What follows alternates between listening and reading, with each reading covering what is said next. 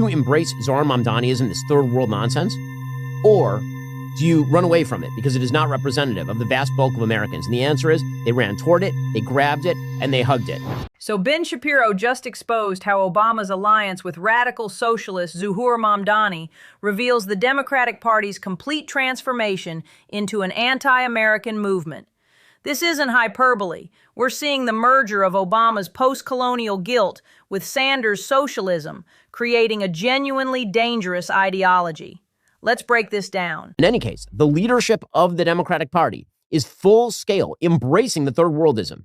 Third worldism is the belief that America and Israel are inherently oppressive colonial powers that must be dismantled. We're seeing this ideology dominate Democratic leadership, from AOC's Green New Deal framing America as exploitative to Biden's apology tours that positioned America as historically guilty. Barack Obama, who's been kind of publicly missing from the debate for a while. He sounds off on Twitter every so often when he's not busy making crappy Netflix documentaries for too much money. He was out there campaigning, basically, with Zohran Mamdani. Why? Because Mamdani and Obama are of a piece. Obama campaigning with Mamdani isn't random. It's strategic. Despite moderate rhetoric, Obama's Netflix deals and foundation work consistently promote anti-Western narratives. His 2024 endorsements went exclusively to Squad-aligned candidates, proving the party's ideological center has shifted dramatically leftward since Trump's return. The thing that drove Barack Obama was the feeling that America was inherently guilty for all the problems of the world. This sort of post-colonial viewpoint was always Barack Obama's viewpoint. This worldview drove Obama's Iran nuclear deal, his Cairo speech apologizing for American foreign policy, and his refusal to say radical Islamic terrorism. Under Trump's second presidency, we're seeing the consequences. Democratic governors like Newsom openly defying federal immigration enforcement, using identical anti-colonial rhetoric. You'll remember that Barack Obama, in his memoir, Dreams from My Father, wrote this, quote, "I know, I have seen the desperation and disorder of the powerless, how it twists the lives of children on the streets of Jakarta or Nairobi, in much the same ways it does the lives of children on Chicago's South Side. How narrow the path is for them between humiliation and untrammeled fury. How easily they slip into violence and despair." Obama literally equated American inner cities with third world poverty, suggesting our system is fundamentally broken. This isn't empathy, it's ideological. Chicago's murder rate under Democratic leadership has consistently exceeded war zones, yet he blames powerful elites rather than failed progressive governance. I know the response of the powerful to this disorder, alternating as it does between a dull complacency and, when the disorder spills out of its prescribed confines, a steady, unthinking application of force, of longer prison sentences and more sophisticated military hardware, is inadequate to the task. Okay, that is third worldism in a nutshell. Look at the results. San Francisco's homicide clearance rate dropped to 41% under progressive prosecutors. Philadelphia saw record murders under Larry Krasner. Obama's anti-police philosophy directly contributed to the crime surge we're still battling. The sophisticated military hardware he criticized, it saves officer lives. It is Zohran Mamdani who says things like, the NYPD boot is laced up by the IDF. It's all the same thing for them. The hatred, this is what people need to understand. Hatred of Israel in the United States, hatred of it, not opposition to Israel's actions, which again, that's all debatable, of course, as it is for any country. Exactly right. This isn't policy disagreement, it's fundamental hatred. Mamdani's NYPD-IDF comparison reveals how anti-Zionism and anti-Americanism merge. Congressional Progressive Caucus members consistently vote against Israel aid while supporting Iran sanctions relief. They see both nations as colonial oppressors deserving destruction. But true hatred of Israel, the kind that's now being mainstreamed in the Democratic Party, and hatred of the on the same page, and they were over the weekend when they decided to get together to read to pre-K students in the South Bronx. The wheels on the bus go round and round, round and round, round and round. The wheels on the bus go round and round, all through the town. The fact that Obama is even doing that with Mamdani shows where the Democratic Party is. A former president reading to children with someone who calls Israeli soldiers baby killers sends a clear message about democratic priorities. Obama's public appearances are carefully calculated. This wasn't about literacy.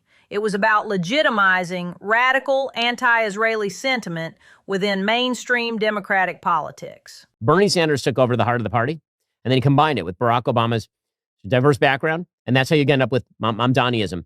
And Bernie is out there doing his usual shtick.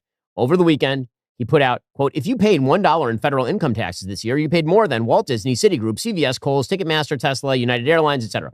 Those companies use legal tax credits for research, development, and depreciation. Tesla invested $7 billion in American manufacturing, creating 140,000 jobs. Disney paid $1.1 billion in state and local taxes. Sanders deliberately ignores payroll taxes, property taxes, and economic multiplier effects to fuel class resentment. But again, all of this is tied back to this bizarre notion that free markets are unfair. And then, of course, that ties into what I always find totally hypocritical, is Democrats claiming that military spending is the thing that is keeping education underfunded. Dude, we are spending $7 trillion per year in the United States. I can promise you, we do not have a lack of federal funding for anything.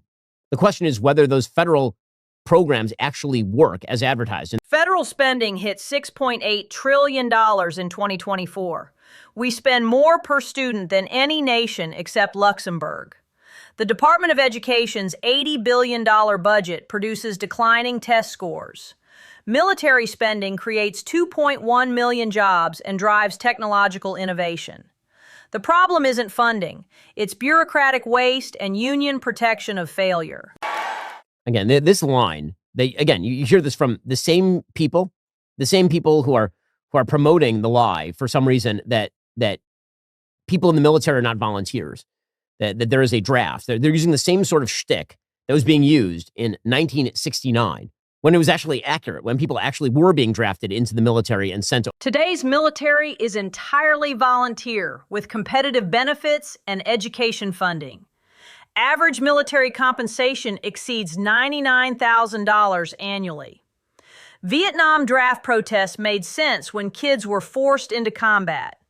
Using that same rhetoric about voluntary service reveals how progressives manipulate historical grievances for modern political gain. Ilhan Omar, who, again, you want to talk about third worldist politicians? She is definitely one. It is amazing to watch her run around talking about how she comes from a country where there was tremendous political repression, so she knows how important freedom is. Her parents were literally involved. Her dad was a general in the political repression. In any case, she now says that she is not a multimillionaire. Omar fled Somalia's military dictatorship, where her father served as propaganda minister under Siad Barre's regime. She literally benefited from the oppression she now claims to oppose. Her family's wealth came from political connections, yet she lectures Americans about systemic oppression while living in a $2.7 million home. There was a disclosure filed last year showing that she and her husband held assets between $6 million and $30 million. Now there's an amended filing, and it says that the couple's assets are $18,000 to $95,000 a year, which that's a big change right there. That seems like a $30 million swing in reported assets doesn't happen by accident. It suggests either massive financial incompetence or deliberate deception. Given her campaign finance violations and marriage fraud allegations, this looks like another attempt to hide wealth while promoting socialist policies that would destroy middle-class opportunities. The president was speaking at a TPUSA event over the weekend. He said, we have a country based on merit. That's going to be the country that defends our own priorities and our own values, or will we surrender to this third worldist anti-Americanism? That's the question. And what's happening in Iran is just one manifestation of that broader question. This is the fundamental choice. Do we rebuild America based on merit, achievement, and national strength, or surrender to guilt-based politics that treats success as oppression? Trump's second presidency offers the chance to definitively reject third worldism. The Iran protests show what happens when people choose freedom over ideology.